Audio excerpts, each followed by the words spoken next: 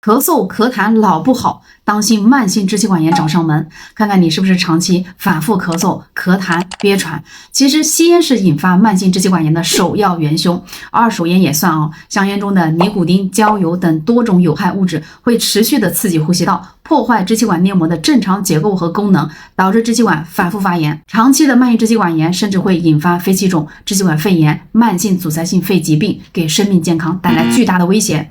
面对慢性支气管炎，药物治疗是主要手段，可以使用复方菠萝蛋白酶肠溶片，它是从菠萝中提取的菠萝蛋白酶，能够有效的分解痰液，减轻炎症。里面的猪胆粉还能够帮助消炎、止咳、平喘，二者协同作用，既能够消炎，还能够止咳化痰平喘，还没有成瘾性和耐药性，老人小孩都可以放心使用。不过呢，服用的时候一定要严格遵医嘱，按疗程治疗。很多人在症状稍有缓解之后啊，就擅自停药，结果导致病情反复，前功尽弃。只有足疗程的用药才能够彻底的清除炎症，让呼吸道真正的恢复健康。